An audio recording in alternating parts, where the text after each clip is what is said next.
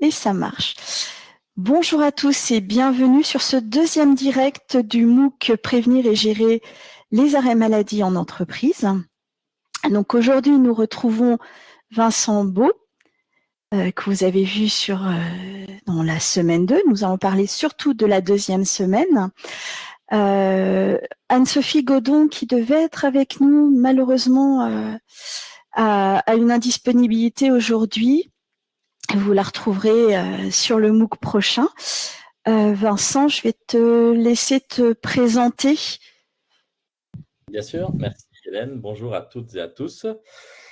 Avant de me présenter, je voulais prendre le relais d'Hélène et puis excuser Anne-Sophie qui vraiment est désolée de ne pas pouvoir être avec nous. Et donc, on va faire au mieux pour pallier son absence. Moi, je suis Vincent Beau. Je dirige le cabinet Master. C'est un cabinet que j'ai créé il y a 15 ans qui a pour vocation d'améliorer les conditions de travail, la santé, la qualité de vie au travail en entreprise, en mettant l'écoute au cœur des organisations, l'écoute des travailleurs. Et dans le fil de cet engagement-là, donc, on a lancé la fondation Projet 4121, qui porte un projet de recherche pour faire que l'écoute soit au cœur du travail, qu'elle propose à plus de 1000 établissements pour pouvoir intégrer un référentiel d'écoute de façon bénévole, de façon gratuite, et en étudier scientifiquement tous les bénéfices, c'est-à-dire qu'est-ce que toutes ces entreprises qui s'engageront à suivre ce référentiel qui met l'écoute au cœur du travail, qu'est-ce qu'elles vont gagner sur la santé physique et mentale des travailleurs. Mais la deuxième cible sera qu'est-ce qu'elles vont gagner sur la santé physique et mentale des dirigeants. Et la troisième, qu'est-ce qu'elles vont gagner sur l'attractivité et la performance de leurs organisations.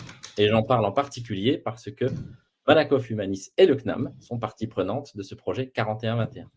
Donc voilà, 2 activités. Et pour faire un tout petit tour de là où je viens, moi j'ai commencé comme ouvrier, ensuite j'ai été chef d'équipe, directeur d'usine. Je suis professeur associé de management, j'enseigne le management participatif depuis plus de 20 ans et j'ai passé 10 ans à la direction des risques professionnels de la CARSAT. Voilà le bref CV qui me concerne. Donc là, l'idée, c'était de partager nos savoirs et puis faire voilà, un point. Alors résumé, puisqu'on n'a qu'une heure, mais faire un point résumé justement sur la façon de construire une démarche de prévention de l'absentéisme. Ce que je vous propose, c'est de vous présenter quelques éléments. Vous verrez, je ne vais pas vous matraquer de slides, mais voilà, partager quelques éléments. Et puis ensuite de ça, avec la complicité d'Hélène, c'est de se faire le relais des questions que vous pourriez avoir. Donc, pardon, Hélène? Oui, j'allais juste dire que pour toutes les personnes inscrites au MOOC, vous retrouverez la présentation de Vincent avec l'enregistrement de ce direct. Alors, normalement, ça marche. C'est parfait, Vincent. Allez, comment construire une démarche de prévention de l'absentéisme? Alors, tout d'abord, avant d'aller sur le comment, je voulais juste faire un rapide passage par le pourquoi. Pourquoi construire une démarche, une politique de prévention de l'absentéisme dans l'entreprise? Je ne vais pas, pareil, il y a tellement de chiffres sur le sujet, mais je vais vous donner partager, vous les avez peut-être déjà vus, quelques données qui montrent à quel point c'est important de le faire, la place que ce sujet occupe dans nos sociétés et dans notre société. Ici, c'est l'évolution du nombre de jours d'arrêt maladie indemnisés depuis 2010 jusqu'à 2023 en 13 ans. Donc, qu'est-ce qu'on peut voir? C'est qu'on voit en 2020 l'épisode Covid qui a fait grimper l'absentéisme, mais on voit aussi que la Covid n'étant plus ce qu'elle est, on n'est pas revenu à des niveaux d'absentéisme d'avant. Donc, on a une inflation du nombre de jours d'arrêt maladie indemnisés qui reste à un niveau plus stable ces 2 dernières années, mais qui reste à un niveau extrêmement élevé. Donc, la tendance est largement haussière sur les 10-13 dernières années pour ce qui relève des arrêts maladie. Et deuxième graphique que je vous partage, c'est le nombre de jours d'arrêt accident du travail et accident du trajet et maladie professionnelle qui se résume, enfin en tout cas restreint au régime général. Donc qui n'inclut pas, par exemple, la fonction publique, parce que les statistiques ne sont pas encore disponibles sur le sujet. Mais c'est quand même à peu près plus de 65% de la population salariée. Et ce qu'on voit, c'est qu'on est dans des tendances haussières également, depuis sur la même période, 2010-2023. Donc, qu'est-ce qu'on peut se dire? C'est que, on est sur des phénomènes qui ne sont pas maîtrisés. Ça, c'est la première chose qu'on peut se dire. Pour la partie arrêt maladie au sens, propre, pour la partie arrêt lié aux accidents du travail, aux accidents du trajet et maladies professionnelles, et avec la représentativité partielle de ces chiffres, ce qui voudrait dire que donc derrière, si on avait la totalité des populations actives, on serait encore à des niveaux supérieurs. On est face à un phénomène qui n'est pas maîtrisé. Alors, qu'est-ce qu'on peut en tirer rapidement comme grands ordres de grandeur à partager ensemble? Ça représente 400 millions de jours d'arrêt. Donc 400 millions de jours d'arrêt de travail. Et on peut se représenter cette répartition comme ça. Vous voyez, 70% de ces 400 millions de jours sont liés à la maladie, 20% à l'accident du travail, trajet et maladie professionnelle, et 10% à la maternité. Donc vous voyez, 400 millions de jours d'arrêt, c'est quand même énorme, et le gros du morceau est pris par la maladie. Par contre, ce qu'on peut se donner comme ordre de grandeur pour le représenter un peu, c'est comme si 10% des équivalents temps plein de la population active en France étaient en arrêt. Donc c'est quand même considérable. Ce qu'on peut se dire aussi, c'est que 42% des salariés, ça c'est les statistiques Malakoff Humanis, 42% des salariés en 2024 ont eu au moins un jour d'arrêt. Donc vous voyez, on est proche de un salarié sur deux. On n'y est pas, mais on n'est pas si loin que ça. Ça a un peu reculé par rapport à 2023, mais c'est considérable, quoi. Et si on regarde une population salariée particulière, les salariés qui sont en situation de fragilité, que ce soit par une fragilité qui vient, par exemple, du fait qu'ils soient aidants, du fait qu'ils soient en situation de handicap, qu'ils soient en situation de maladie chronique ou grave, qu'ils soient en situation de difficulté financière ou de situation familiale, situation fragilité familiale. Donc, eh bien, s'ils sont dans ces situations-là, les salariés, on voit que c'est 54% qui s'arrêtent au moins un jour en 2024. Donc, ils sont particulièrement exposés à l'absentéisme. Et l'ensemble de ces salariés-là, qui sont en situation de fragilité aujourd'hui, c'est 64% des salariés. Donc en gros, on a beaucoup de salariés qui sont dans des situations de fragilité, beaucoup plus que ce qu'on pourrait en penser. Et ces situations ont un double effet puisqu'elles augmentent leur absentéisme au travail. Autre chiffre qu'on peut se donner pour poser ça ensemble, c'est qu'on a… Hop, excusez-moi, je me demande si je n'ai pas fait… Non, si, ça doit être bon. On a 60% des arrêts qui sont des arrêts courts. Donc, arrêts courts, c'est des arrêts de moins de 3 jours. 30% qui sont des arrêts moyens et 10% qui sont des arrêts longs. Donc, ce qu'on voit, c'est que ce sont les arrêts courts qui l'emportent sur cette masse-là. Et les arrêts longs, c'est à partir d'un mois. Et ce qu'on peut regarder, ces arrêts longs, donc on pourrait se dire, c'est des ordres de grandeur, mais bon, ça aide à les retenir comme ça. Ce qu'on pourrait se dire, c'est que ces arrêts longs, en fin de compte, que 10%, est-ce que ça vaut le coup de s'en soucier autant que ça? Ben oui, pourquoi? Parce que c'est peut-être ceux qui sont, et de loin, les moins présents en nombre. Par contre, c'est ceux qui pèsent le plus lourd en dépenses. Et donc, les arrêts de plus de 6 mois, par exemple, représentent la moitié des dépenses liées à cet absentéisme. Donc, ces dépenses, elles se chiffrent en milliards. Donc, on a aujourd'hui des estimations qui montent à plus de 17 milliards d'euros, les dépenses liées à cet absentéisme. Et ce qu'on sait, c'est que ces dépenses représentent un coût, mais un coût qui est encore sous-estimé parce qu'il y a le coût direct de ces dépenses, par exemple le coût des indemnités journalières, et puis le coût des soins, le coût aussi derrière des réparations qui vont pouvoir être données, particulièrement par exemple en cas d'accident du travail avec un handicap, donc le coût des rentes, le coût des indemnités en capital qui sont dues, etc. Mais il faut à ça rajouter le coût indirect de cet absentéisme-là. Pourquoi? Parce qu'une équipe qui perd un de ses membres, ça a des conséquences qui ne concernent pas que la personne absente, parce que c'est une équipe qui, d'une part, n'a plus l'effectif nécessaire pour faire le même travail, donc elle va subir cette absence-là, mais bien plus que ça, elle va aussi subir affectivement la raison de cette absence, surtout si les raisons sont professionnelles. Et puis derrière, on a toutes les entreprises qui ont un taux d'absentéisme qui est élevé et qui s'élève. Très souvent, on a un taux de turnover qui suit parce que ça peut traduire donc une difficulté pour cette équipe à maintenir les équilibres des personnes au travail. Donc voilà quelques grandes masses. On est sur des enjeux qui sont de premier ordre et qui ne se limitent pas aux personnes concernées. Alors, pour pouvoir aborder donc la question de comment construire une démarche de prévention de l'absentéisme, je vous propose de partager 5 prérequis de compréhension, voilà. C'est-à-dire 5 éléments qui nous permettent de construire une réflexion commune ensemble. Le premier, celui-ci, moi j'y tiens particulièrement, c'est de réaffirmer une évidence pour beaucoup de gens, mais pas tous, c'est que le travail est un facteur de santé physique et mentale. Ça, c'est la première chose que j'aimerais qu'on puisse partager ensemble. Par objet, le travail est facteur de santé physique et mentale. Alors, qu'est-ce qui nous permet de dire ça? C'est le suivi épidémiologique des populations qui sont privées d'emploi. Et on voit que pour les personnes qui sont privées d'emploi, eh bien, on a une augmentation de la dégradation de leur état de santé. Donc, augmentation du taux de suicide, par exemple. On a une augmentation aussi de la consommation de stupéfiants.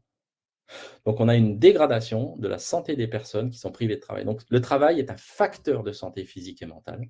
C'est un facteur de, comme on dit souvent, d'émancipation au travail. C'est un facteur de socialisation. C'est aussi un facteur qui est propice au rythme physique de nos journées.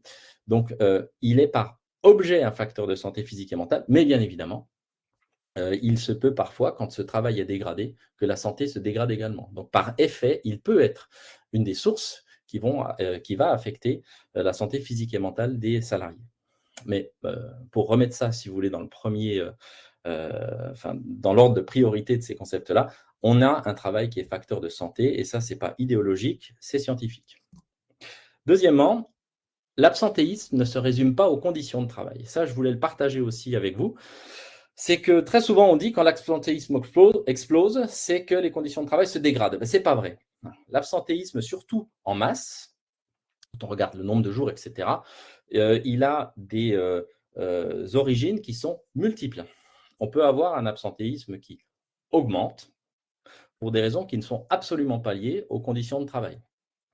Donc, tout ça pour vous dire quoi? Cet absentéisme, par exemple, il a beaucoup augmenté chez les seniors parce qu'on a augmenté, par l'effet de la réforme des retraites, l'âge des populations actives. Donc, on a de plus en plus de seniors, même si, vous le savez, il y a une grande mobilisation pour que ce soit bien plus haut que ce que ce n'est aujourd'hui. Mais on a plus de seniors qui travaillent, donc, du fait de la réforme des retraites. Donc, on va augmenter l'absentéisme lié aux seniors. Donc, c'est comme un effet mécanique, à la fois économique et sociologique. On a des populations qui vieillissent également. Donc, ça aussi, ça va augmenter l'absentéisme. Et voilà, pour se le dire ensemble, toutes les raisons liées à l'absence des salariés, par exemple, les raisons qui sont liées à leur état de santé inné et acquis en dehors du travail. La situation familiale qui peut être la leur sans aucun lien avec les causes professionnelles de cette situation. Donc, tout absentéisme ne se résume pas aux conditions de travail. Voilà, je souhaitais juste le partager ensemble pour qu'on puisse avoir ça en tête dans les actions à mettre en place. Mais aussi, ce qu'il faut citer, c'est qu'il ne se résume pas non plus, à l'extrême opposé, aux situations individuelles des personnes. Voilà. Le travail, la façon dont on fait et dont on vit son travail, va évidemment être un déterminant de l'absentéisme que les entreprises vont pouvoir déplorer. Donc, ce n'est pas tout issu du travail, mais pas tout issu de la personne non plus. Quatrième prérequis que j'aimerais partager avec vous, c'est un prérequis très important de compréhension. Les atteintes à la santé mentale échappent aux accidents du travail et maladies professionnelles, même quand elles se produisent sur le lieu de travail, à l'occasion ou du fait du travail. Alors ça, c'est quelque chose qu'il faut vraiment qu'on partage ensemble pour s'y arrêter un tout petit peu. Ça veut dire que nous avons aujourd'hui un système de reconnaissance de l'origine professionnelle des atteintes à la santé des personnes qui travaillent, qui majoritairement exclut la reconnaissance des atteintes à leur santé mentale. Ce qui veut dire quoi? Ce qui veut dire qu'un accident du travail qui va atteindre, par exemple, physiquement un dos, une main, une jambe, etc., un poignet, voilà, eh bien, vont être celles qui sont par nature, par défaut, reconnues par notamment la sécurité sociale. Donc, il y a une reconnaissance des atteintes à la santé physique qui domine parce que les systèmes de reconnaissance des accidents du travail, trajets et maladies professionnelles ont été conçus pour pouvoir reconnaître des atteintes dont la trace physique de l'atteinte première est présente, quoi. Par contre, les atteintes par la santé mentale, elles, ne rentrent pas dans les circuits de reconnaissance classiques. Si on prend un exemple pour illustrer ça, il n'existe pas de tableau de reconnaissance des troubles psychiques d'origine professionnelle au sein de la sécurité sociale. Ça veut dire qu'une personne qui pourrait avoir, par exemple, un stress post-traumatique ou un trouble anxieux, par exemple lié à son travail, du fait du travail, pour pouvoir faire reconnaître cette origine professionnelle, est obligée d'utiliser, et à condition qu'elle les connaisse, à condition qu'elle satisfasse à ces conditions, qui sont des conditions qui sont beaucoup plus complexes que les conditions par nature des autres tableaux, eh bien, va devoir franchir ces barrières pour pouvoir éventuellement se faire reconnaître l'origine professionnelle de l'atteinte à sa santé mentale, de son trouble psychique d'origine professionnelle. Et donc ça, si vous voulez, ça vient complètement biaiser, en tout cas, ça vient complètement influer sur la lecture de l'absentéisme. Parce que très souvent, on se dit, voilà, ce qui est du fait du travail, c'est de l'accident du travail, des maladies professionnelles et des accidents du trajet. Or, c'est faux, parce qu'on a une dérive de toutes les atteintes par la santé mentale qui se fait fatalement, puisque les systèmes de reconnaissance ne l'accueillent pas naturellement, fatalement par l'absentéisme maladie.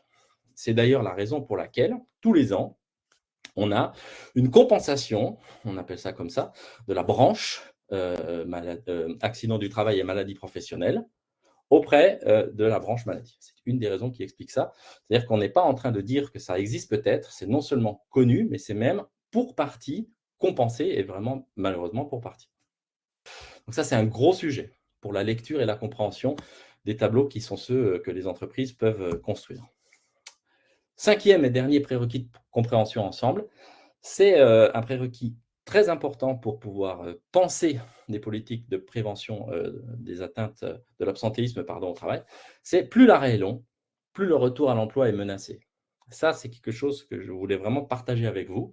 C'est que parfois, on pense que plus l'arrêt est long, plus il va protéger la personne, quelle que soit la raison de son absentéisme, de son arrêt de travail. Or, aujourd'hui, c'est pareil, on a des données précises qui nous montrent que plus on tarde à revenir vers l'emploi, moins on a de chances de revenir à l'emploi. Donc voilà, 5 prérequis de compréhension qui nous permettent d'aller un cran plus loin dans cette présentation, parce que si on veut, et pour rester dans cette veine-là, si on veut bien agir sur l'absentéisme, il faut donc bien le comprendre. Et ce que je vous propose de faire, c'est de faire un petit zoom sur la nature des arrêts par durée, parce qu'ils ne disent pas tous la même chose de ce qui peut se passer en entreprise. Premièrement, je voulais qu'on parle ensemble des arrêts courts. Alors, parfois on les classe de moins de 8 jours, parfois de moins de 11 jours. Prenons 1 à 3 jours, c'est ainsi que Malakoff Humanis les identifie. Et les arrêts moyens, donc de 4 à 30 jours. Donc ces arrêts-là, qu'est-ce qu'ils disent? Tout d'abord, ce sont ceux qui vont recevoir le plus souvent les salariés qui sont touchés par une maladie personnelle ou par les épidémies, par exemple les grippes saisonnières ou les épidémies de gastro-entérite. Donc, les arrêts courts vont être une traduction des courbes épidémiques de la population. Ils vont être aussi, arrêts courts et arrêts moyens, des arrêts qui vont recevoir les arrêts pour des maternités pathologiques. Je ne parle pas donc des congés maternité, mais je parle des femmes en situation de maternité qui ont des difficultés lors de cette maternité et qui doivent s'arrêter du fait de ces difficultés-là. Ce qu'on peut regarder dans ces arrêts, courts et moyens, c'est qu'ils vont aussi concerner particulièrement les personnes en situation de fragilité. Par exemple, on sait que les aidants vont avoir un nombre d'arrêts par année, arrêts courts, qui va être supérieur au reste de la population. Et les salariés en situation de handicap, eux, ça va plutôt être des arrêts qui vont être plus longs. Donc, les personnes en situation de fragilité vont s'exprimer et vont exprimer leur fragilité, si on peut le dire comme ça, à travers ces arrêts, en particulier ces arrêts courts, d'un peu plus de 3 jours, entre guillemets, à moins de 11 jours. Et ça, un autre type, excusez-moi, d'arrêt court et moyen qu'il convient de regarder particulièrement aussi, c'est des arrêts qu'on dit perlés, c'est-à-dire des arrêts qui se reproduisent plusieurs fois dans l'année.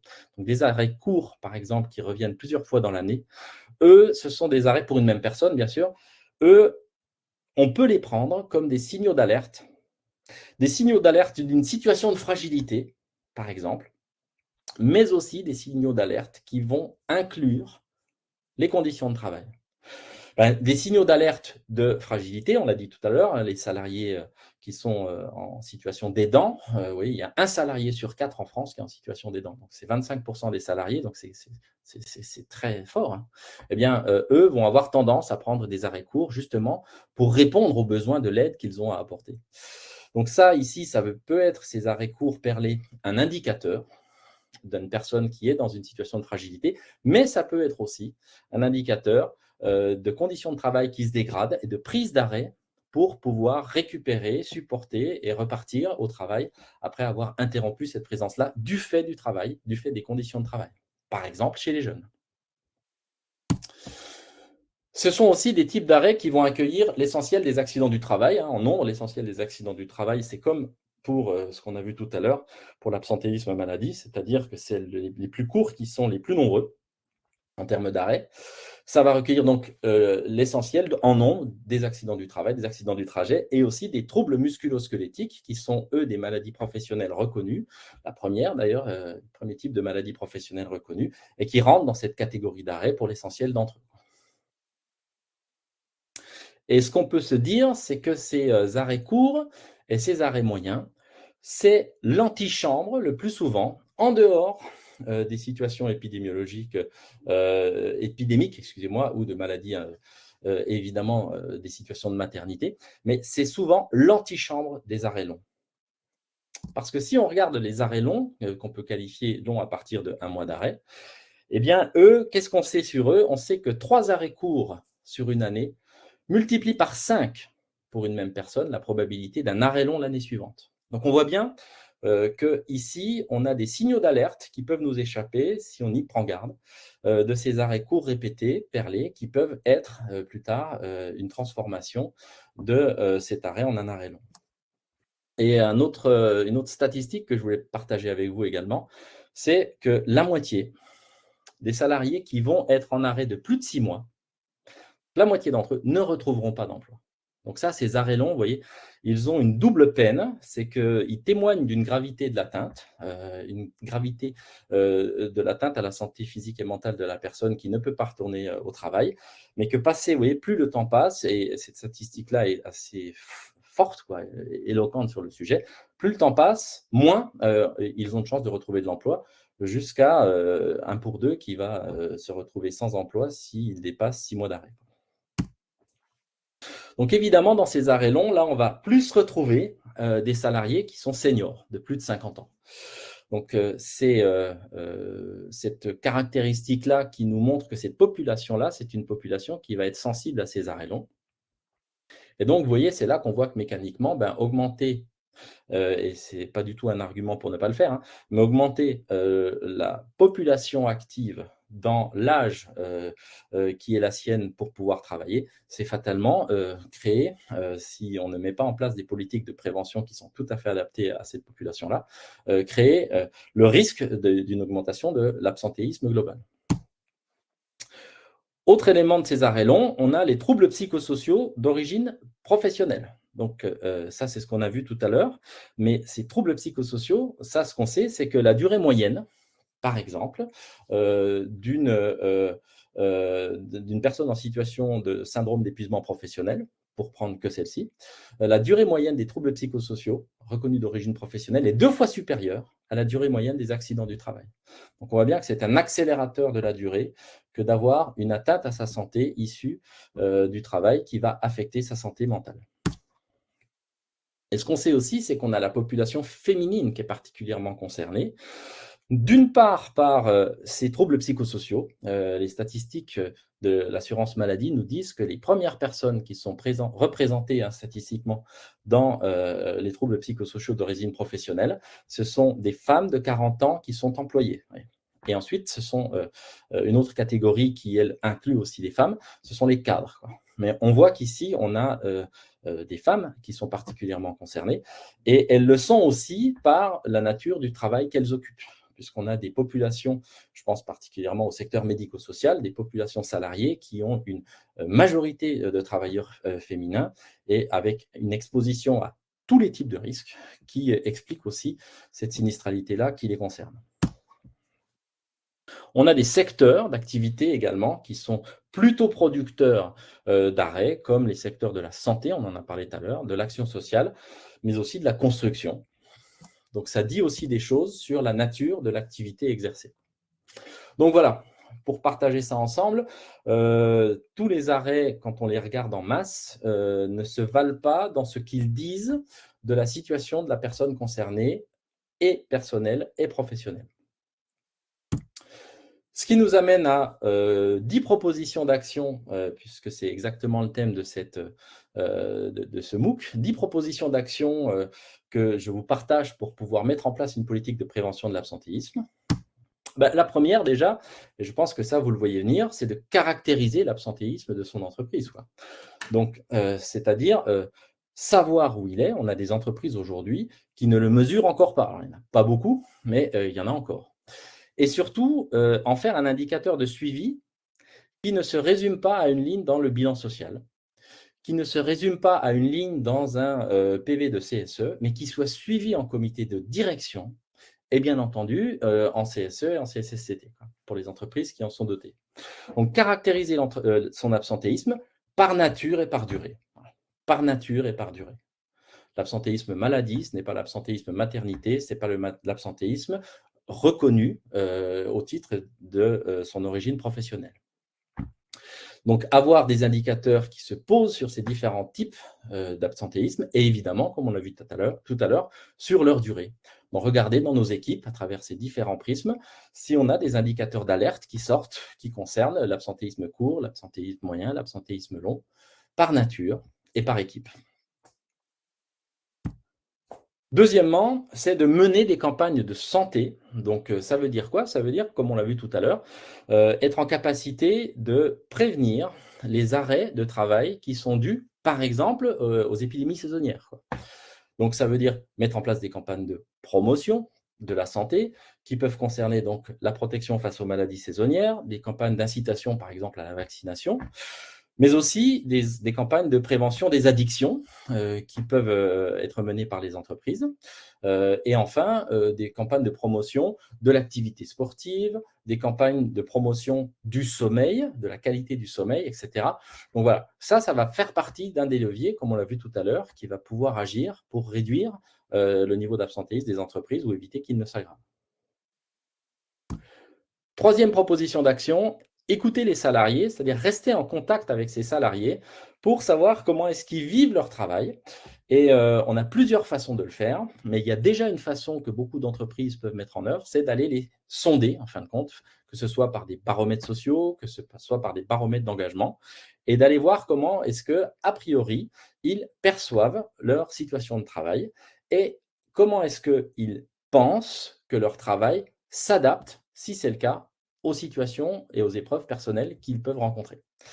Donc, si on met en place ces indicateurs-là, eh bien, il y a un élément qui est intéressant de regarder, c'est le taux de réponse. Parce que le taux de réponse, évidemment, il y a la qualité du questionnaire, mais le taux de réponse, lui aussi, peut dire des choses. Parce que des salariés qui ne répondent pas à ce genre de sondage, ça dit des choses. Et le plus souvent, ça dit des choses sur soit la peur d'être identifié, comme quelqu'un qui remonte des problématiques dans son travail, mais ça peut aussi vouloir dire des salariés qui ne croient plus que l'expression des besoins qu'ils manifestent sera suivie de la moindre action en conséquence, quoi.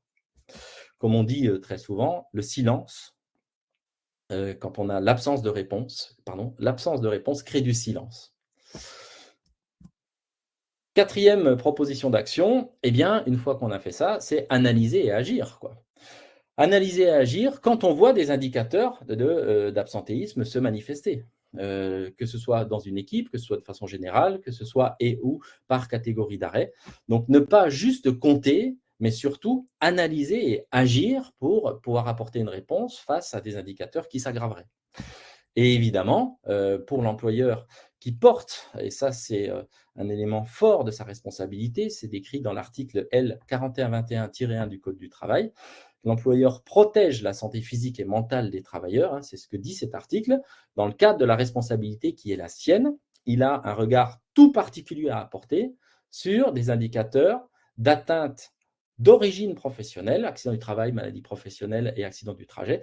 Il a un devoir d'aller analyser les raisons de ces atteintes et d'agir en prévention sur la partie qui le concerne, c'est-à-dire la dimension du travail qui a pu, les causes professionnelles qui ont pu générer ces atteintes et ces arrêts.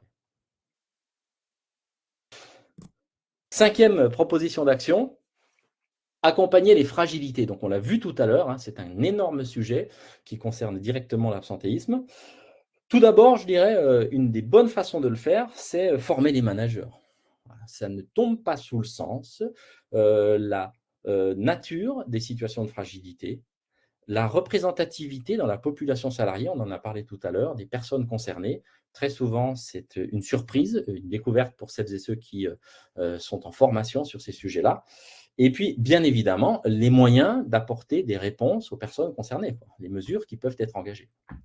Donc, la formation des managers sur ces situations-là, elle vient contrer quelque part une vieille rengaine managériale que vous avez peut-être déjà entendue, en tout cas qui a été une des premières choses qu'on m'a dit moi quand j'ai pris mes fonctions de manager, c'est la vie privée des salariés doit s'arrêter aux portes de l'entreprise. Ça, c'était, en tout cas, il existe encore des courants de culture d'entreprise qui défendent ça, qui disent nous n'avons rien à faire et à voir avec ce qui se passe chez nos salariés, chez eux.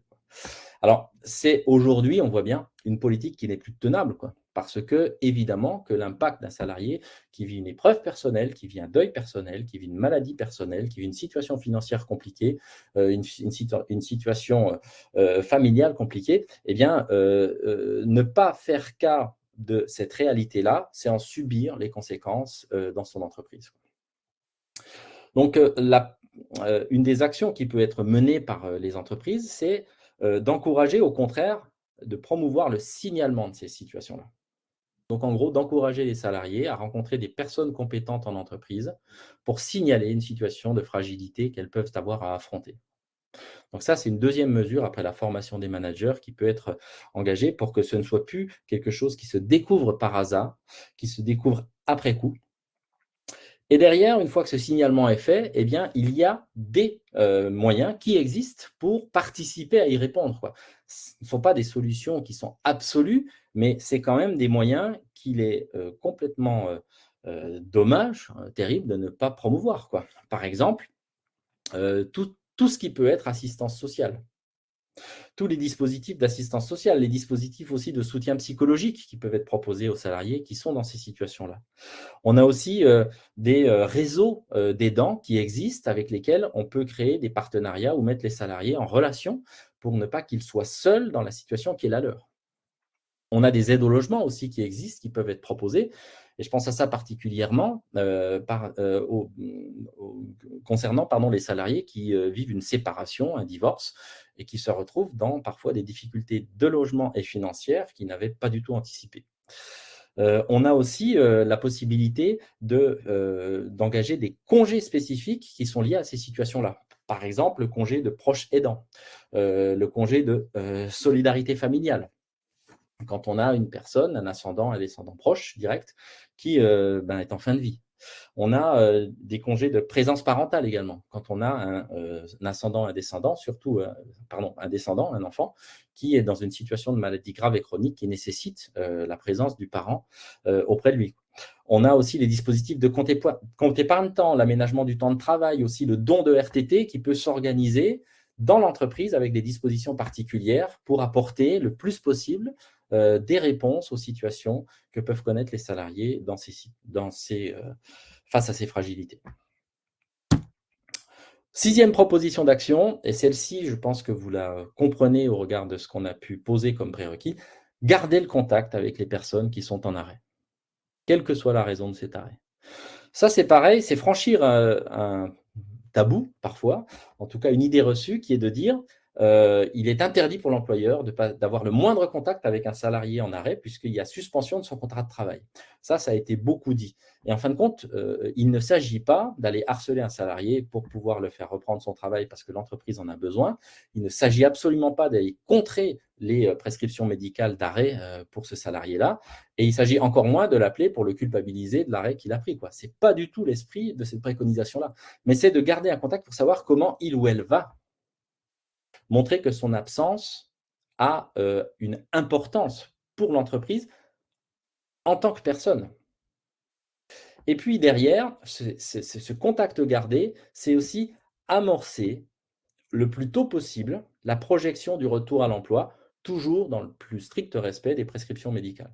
Comme on l'a vu tout à l'heure, c'est ne pas passer à côté de l'opportunité, en toute santé, de reprendre le travail pour réduire les risques de désemploi.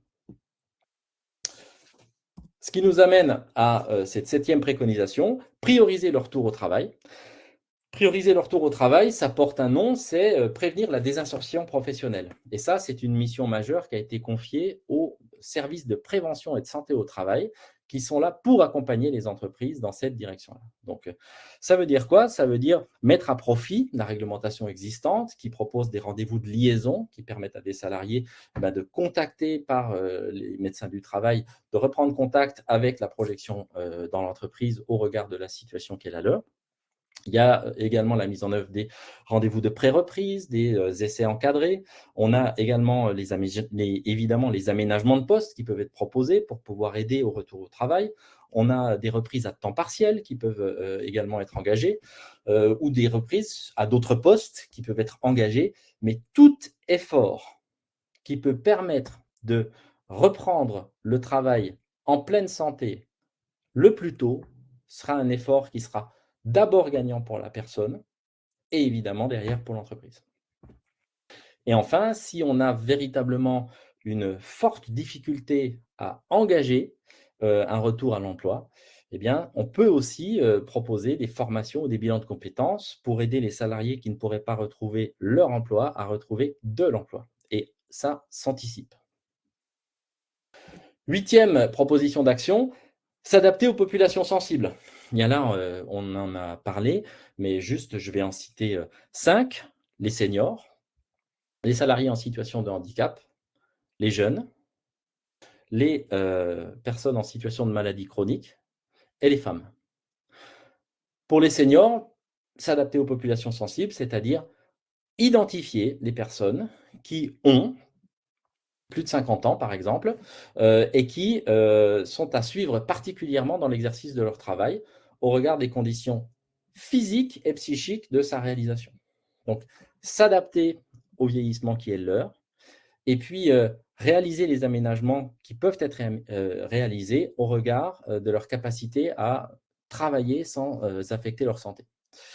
C'est également s'adapter aux populations seniors, c'est également pour la fin de carrière, mettre en place des dispositifs, par exemple, de mi-temps, donc de pré-retraite aménagés en un mi-temps qui permettra à ces personnes-là donc de quitter le travail en bonne santé, mais aussi penser à tout ce qui peut être tutorat et mentorat que ces personnes-là peuvent pouvoir exercer du fait des compétences qui sont les leurs. Sur les personnes en situation de handicap, ce qu'on ne sait pas, c'est que 80 % des handicaps sont invisibles. Donc de la même façon, on a une vision souvent qui est restreinte des personnes en situation de handicap et on ne le sait parfois même pas. Donc là, c'est également par la formation des managers que l'on peut agir pour qu'ils puissent être ouverts et puis avertis de la large palette des situations de handicap que des salariés de leur équipe peuvent rencontrer. Et puis après, c'est autant que possible adapter le travail à l'homme et la femme qui se retrouvent dans une situation de handicap et pas l'inverse. Pour ce qui concerne les jeunes, donc les populations sensibles des jeunes, l'absentéisme des jeunes en nombre vient malheureusement du fait que trop souvent ils ne sont pas formés, pas encadrés, pas accueillis, pas assez suivis. Mais aussi, ça vient du fait qu'on a de plus en plus de jeunes qui sont rentrés sur le marché du travail, notamment du fait de l'alternance. Donc, ces jeunes-là, il y a 2 préconisations qu'on peut partager ensemble. La première, c'est de soigner, en fin de compte, leur entrée dans le monde du travail, avec des conditions d'intégration, de formation, d'accompagnement et de reconnaissance de leurs, compétences et de leur, du travail, et des attitudes qu'ils peuvent fournir lors de l'entrée en entreprise, qui vont jouer fortement sur, la réduction de leur absentéisme. Et d'autre part, aujourd'hui, on sait qu'on a des générations, de nouveaux, entrants, de jeunes entrants, qui sont en attente, contrairement à celles qui étaient là précédemment, en attente de participer au débat de la façon dont le travail se fait. Donc, tout ce que l'entreprise va pouvoir mettre en œuvre comme démarche participative pour ne pas qu'ils se retrouvent dans des entreprises qui ne sont que des endroits qui sont des usines à consignes très descendantes avec un management qui ne les écoute pas, eh bien, si on ne remet pas en cause ce management, alors on pourra voir ces jeunes se désengager du travail et derrière, ça s'exprimera aussi dans l'absentéisme.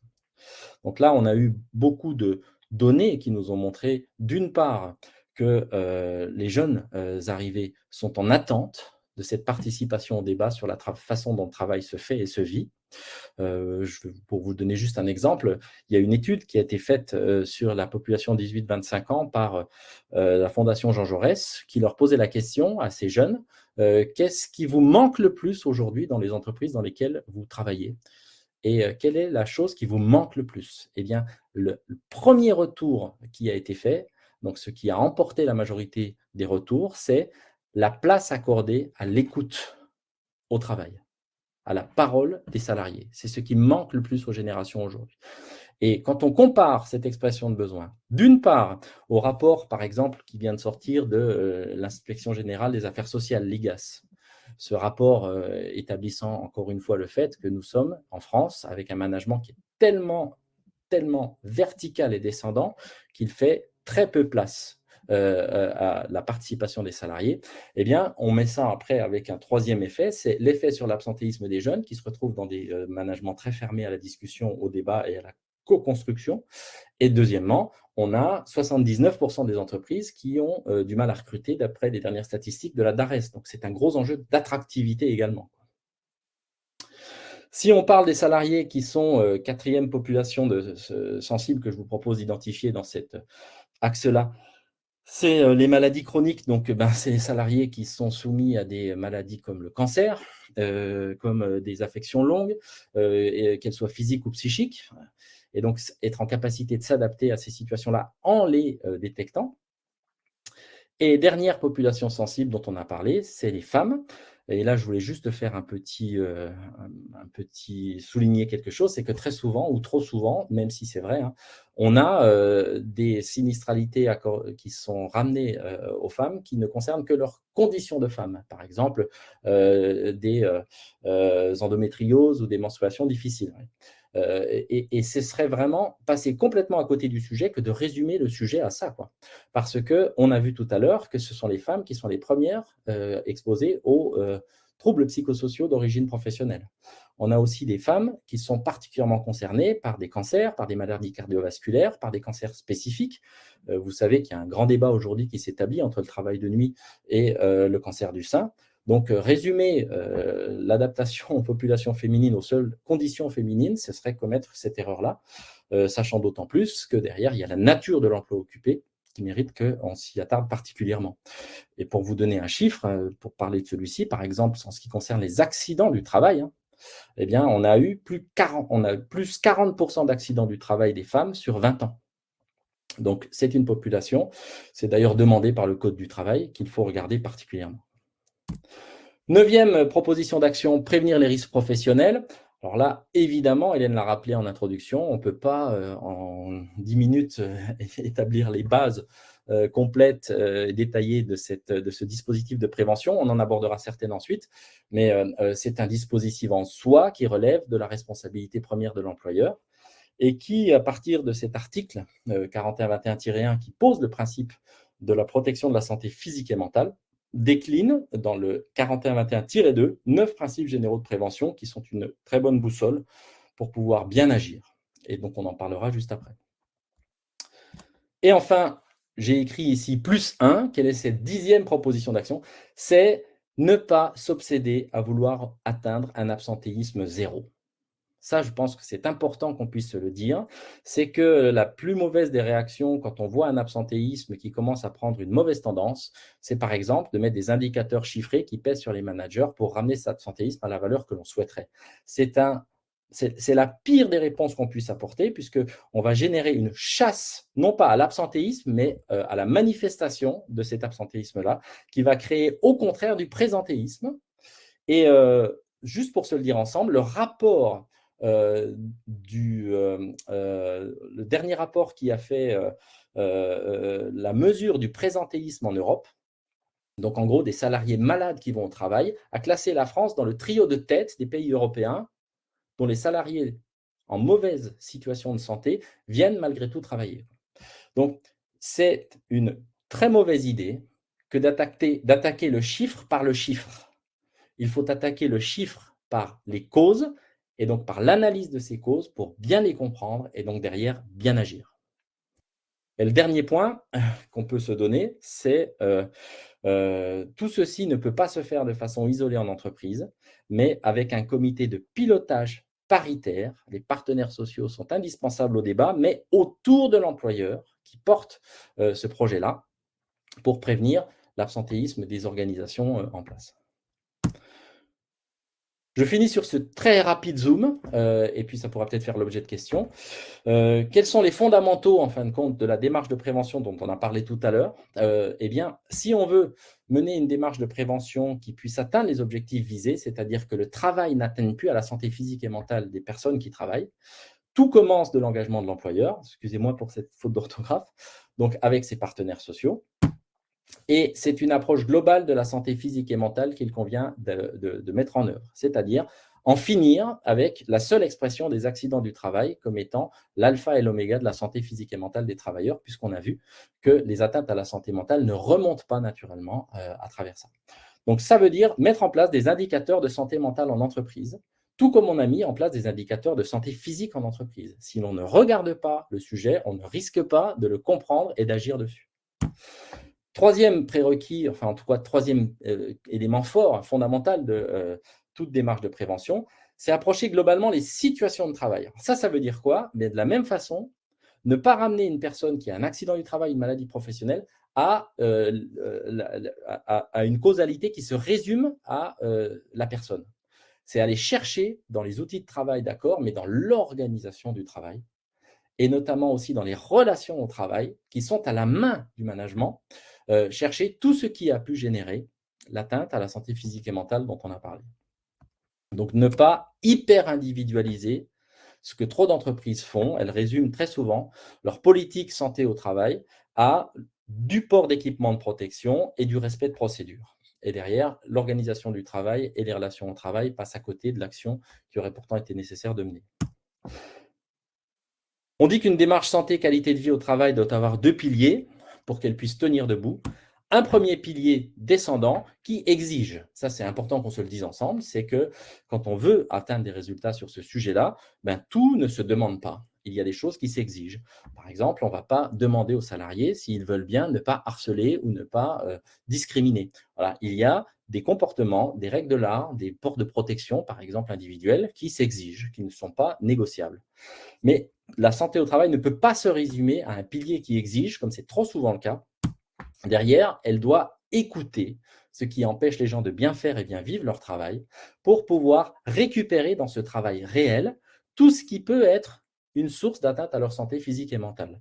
Et pour ça, et pour qu'elle réussisse cette démarche, elle doit engager ces 3 temps: écouter ce qui empêche les salariés de bien faire et bien vivre leur travail, évaluer les priorités qui se dégagent au regard du niveau de risque, et ensuite agir et mettre les salariés dans la boucle de l'action pour qu'ils puissent participer aux solutions et donc s'impliquer aussi dans les solutions qui seront à mettre en œuvre.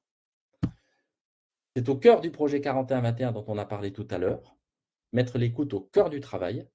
Et ce que je vous propose, c'est d'arrêter là pour un temps de questions et de réponses, autant que ce que je le pourrai. Merci Vincent, c'était encore déjà très clair. On a quelques questions dans le chat, notamment une de Jacques qui demande s'il y aurait des exemples d'entreprises qui sont investies dans la prévention de l'absentéisme. Ah oui, Alors, il y je en ne a sais pas beaucoup. si... Oui, il y en a beaucoup. J'en prends juste une, je fais exprès de prendre celle-ci, Malakoff Humanis. Voilà. Est-ce que vous avez d'autres questions? On a beaucoup de commentaires par rapport à des actions menées notamment sur l'université de Caen dans les métiers du travail social. Oui, qui recommanderait, je sais pas, c'est Gwenaël qui nous dit ça, de mettre en place une formation au management pour les managers, notamment dans les entreprises du social et de la santé. Alors, Voilà, là-dessus, si je peux faire, Hélène, juste un petit bien sûr. commentaire. Oui, bien sûr, il faut former le management. On l'a vu tout à l'heure. On a besoin de compétences pour pouvoir agir. Donc ça ne se discute pas. Pour autant, résumer les actions à un besoin de formation, ce serait passer complètement à côté du dispositif. Parce que, je prends un exemple simple, quand on a voulu en 2010, sous l'effet, des, suicides professionnels, quand on a voulu en 2010 lancer de grandes actions pour la prévention des risques psychosociaux, la mesure phare après les lignes d'assistance et de soutien psychologique a été de former les managers aux risques psychosociaux. Il y a eu des générations de managers qui ont été formés à la prévention des risques psychosociaux et on a pensé que ça suffisait à résoudre le problème. Mais les managers n'ont pas la main sur la charge de travail autant que ce qu'ils pourraient l'avoir. Les managers n'ont pas la main sur la façon dont les changements, les transformations dans l'entreprise s'opèrent. Le plus souvent, ils les subissent, voire ils sont obligés de les mettre en œuvre contre vents et marées. Les managers n'ont pas toujours la main pour la régulation des relations au travail. Les managers eux-mêmes sont directement concernés par des déséquilibres de leur vie pro, leur vie perso. Donc, qu'est-ce que je veux dire par là? Le risque du tout formation, un problème, une formation, c'est comme une façon de reporter une fois de plus la solution dans les seules mains des individus. C'est l'entreprise autour du projet d'entreprise porté par son dirigeant avec des moyens qui dépendent de la structuration de son activité et des moyens qui dépendent de la responsabilisation de chacun, compétents qu'ils sont pour pouvoir agir comme on le souhaite. C'est la rencontre entre le projet et la compétence qui fera le succès. Sinon, c'est de l'argent en l'air et c'est même, j'allais dire, une aggravation de la situation puisqu'on a des managers et des personnes, même non managées, qui pourraient se retrouver formées et comprendre que le problème vient d'elles, quoi. Alors, on a aussi un témoignage de Lionel qui nous dit en fait, qu'il remarque que souvent c'est le manque d'effectifs qui fatigue et procure des arrêts de travail. Donc, ce qui représente par rapport à la réalité économique, et il demande comment manager les deux. Donc, si je comprends bien, manager entre la réalité économique et Ben, l'effectif en personnel, si alors, je comprends bien. je vais vous apporter une réponse personnelle. Donc, elle est sujette à débat. Oui, souvent, on entend beaucoup d'entreprises nous dire on manque de monde, on a trop de travail et donc on explose, quoi. Notre santé physique et mentale explose, la sollicitation physique et mentale au travail explose, c'est évident. Quand on est à pas assez pour faire le même travail que ce qui devrait être, ce ne sera pas sans conséquence pour notre santé, surtout si c'est chronique. Donner un coup de collier, comme on dit au travail, c'est-à-dire en faire plus à un moment donné parce qu'il y a besoin d'en faire plus, ça fait partie du boulot. Et puis presque, j'allais vous dire, ça peut même être un sujet de satisfaction. Alors, on a passé un cap d'un grand événement, mais ça ne peut pas être chronique en fait. Ça ne peut pas être un mode de travail par défaut. Donc, le manque d'effectifs, c'est parfois la résultante d'un travail qui s'est dégradé et qu'on n'a pas régulé. Et je vais vous donner partager cette expérience-là. Si vous avez un travail qui ne se passe pas bien par des relations au travail qui se sont dégradées, par une coopération au travail qui s'est dégradée, par une planification du travail qui n'est pas bonne, par une régulation de ce qui empêche les gens de bien bosser qui n'est pas en place. Vous avez donc un travail dégradé. Tout travail dégradé augmente le temps nécessaire et l'énergie nécessaire pour pouvoir accomplir les mêmes résultats. Si on me donne moitié moins de marteau pour aller planter un mur que de salariés, ça va nous prendre 2 fois plus de temps. Donc, parfois, l'expression du besoin d'effectifs en plus, il faut se méfier d'une chose, c'est qu'ils ne viennent pas cautionner un travail dégradé qui reste dégradé en mettant plus de monde pour le faire. Donc, la meilleure façon de regarder le travail avant de penser à remonter les effectifs, c'est d'abord de se dire qu'est-ce qui nous fait perdre autant de temps, autant d'énergie dans notre boulot et qui pourrait être changé, ce n'est pas une fatalité si on s'en donnait les moyens. Donc, la première des actions à faire, c'est déjà sortir tout ce qui se fait mal et se vit mal au travail pour ensuite voir, ceci étant assaini, si on doit ou pas rajouter des personnes pour mieux faire un meilleur travail, quoi. Donc voilà, juste pour se dire ça comme ça, le besoin d'un effectif en plus ne peut pas se soustraire préalablement à la question de est-ce qu'on ne perd pas un temps de dingue à corriger, réguler et compenser un travail qui ne se fait pas bien, qui ne se vit pas bien. Merci Vincent. Donc on a encore peut-être le temps, si tu en as le temps, une ou deux questions. On a Karine qui nous demande s'il existe des rapports sur les chiffres moyens, les taux, nombre de jours pour l'absentéisme par secteur, donc médical, cause de celui-ci.